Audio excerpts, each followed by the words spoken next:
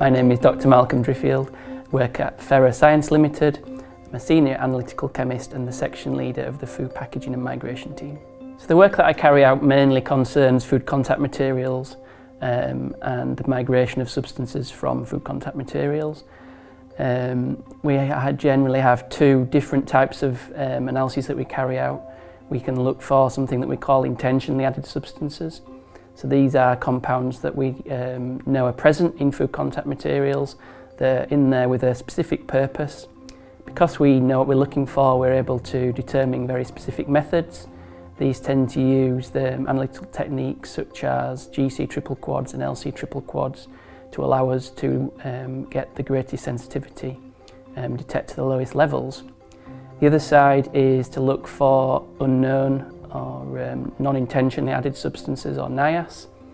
These can be substances that we can predict should be in there but don't have a specific need or use in the food packaging material.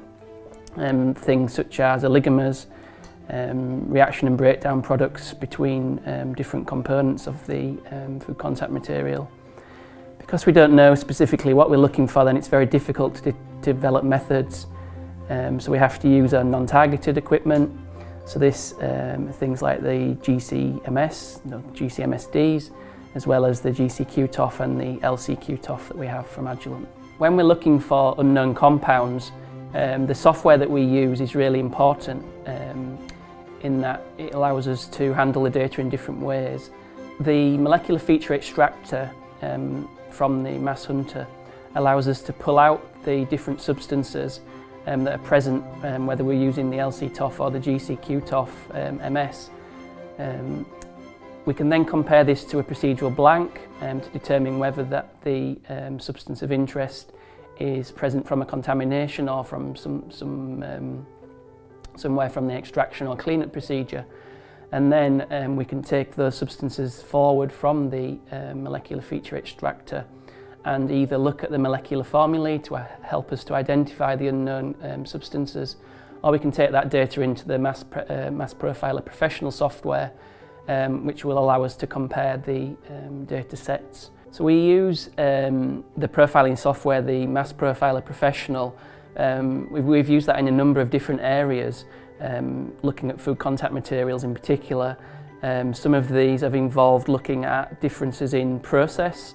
So we've been working quite closely with some manufacturers of food contact materials, whereby they're interested in looking at the effect of changing their manufacturing process. So we can take samples before and after a particular change in the manufacturing process, be that a change in the one of the ingredients, or a change in temperature or a time on the factory floor.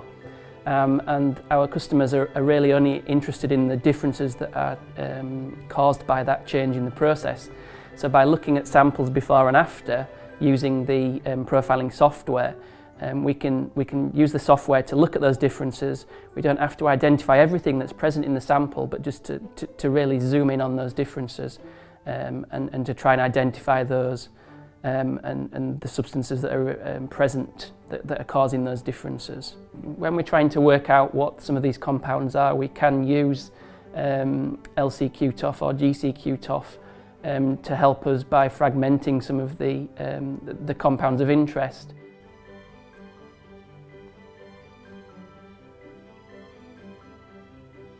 Over the last 12 or so years, I've been involved in a number of different collaborations with Agilent, and I've really enjoyed working together. I think the interactions that I have both with the software developers and the experts with the hardware has really helped me to work towards developing the new methods.